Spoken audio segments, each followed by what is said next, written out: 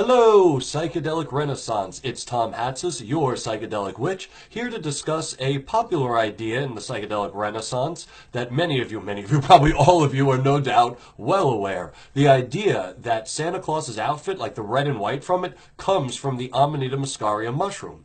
Now, those who hold to this idea will often point to Siberian shamans who do eat the Amanita muscaria mushroom to fall into entheogenic trances.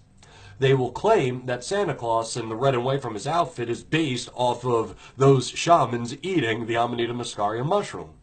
For evidence, they will point to postcards from the early 1900s that do show Amanita muscarias on them.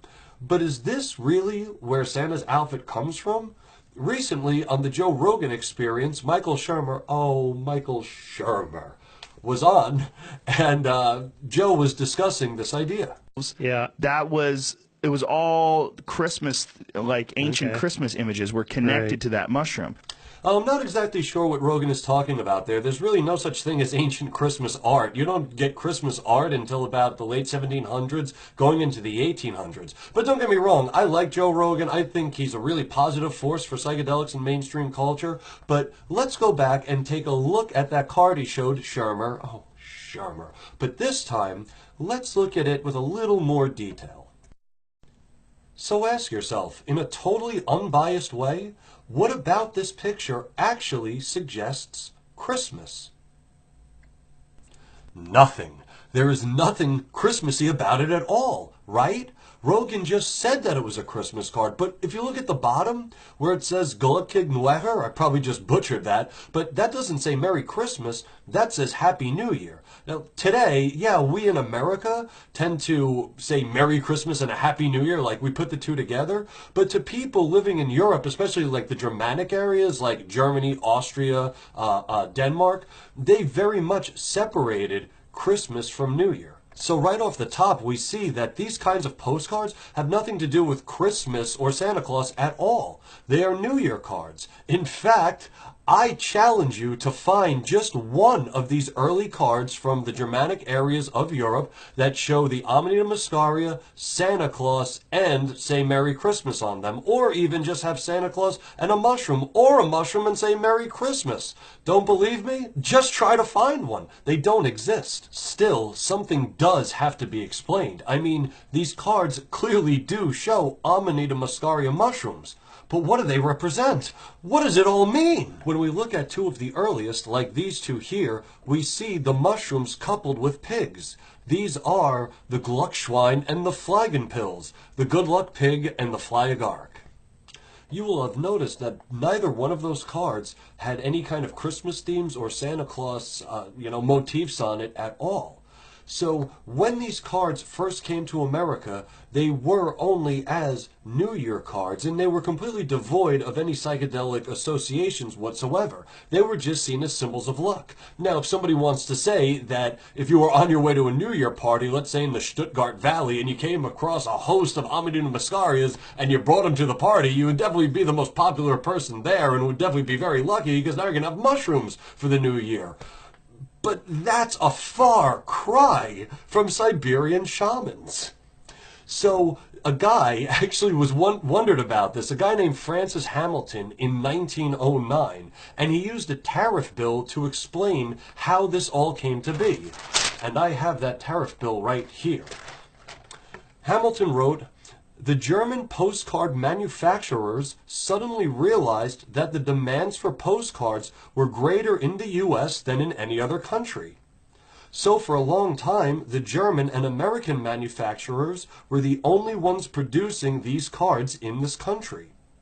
The American manufacturers secured a foothold by reason of the fact that they know American ideas and produce cards to meet those ideas. While in Europe, especially in Germany and Austria, holiday cards were printed with pictures of pigs and mushrooms, those being considered lucky omens, as horseshoes and clovers are with us. And while the first foreign manufacturers sent us cards of mushrooms and pigs, the significance we did not know, now they print these cards especially for the American market, with the horseshoes, hollies, four-leaf clovers, and mushrooms and pigs. So what that looks like can be seen in this next image that is often referred to as the angel with the amanita. Now you see here, it does say Merry Christmas and a Happy New Year. And you have the mushrooms, but you also have the four-leaf clovers and the horseshoes. The symbols all became interchangeable. Sometimes you get pigs, clovers, and horseshoes.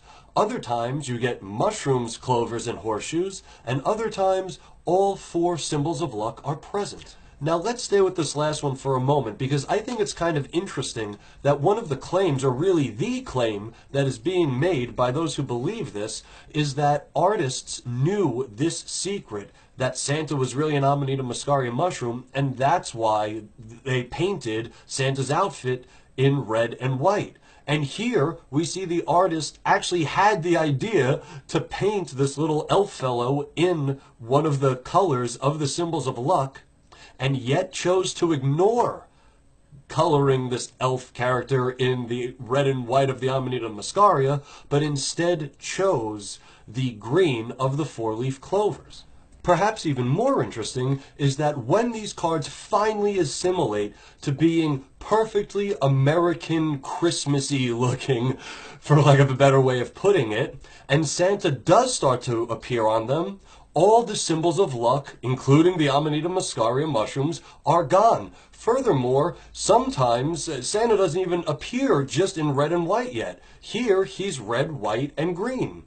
Here, he's red, white, and green again. Here, he's in brown and white. Here, he's in black and red. His costume really actually changed over time. If this was all really some big secret, wouldn't it have been like uniform from the beginning?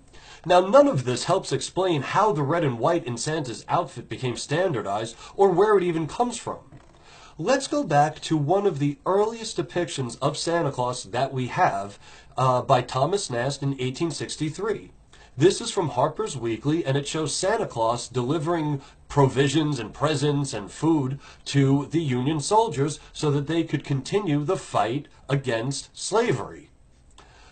You'll notice the stars on actually it's not even Santa Claus, I should say, it's St. Nicholas. You notice the stars on St. Nicholas's jacket and the stripes on his trousers. And of course, Nast even has him compared to the American flag that waves above him. Nast was very big on anti-slavery. In fact, he made a whole other piece called Emancipation right here.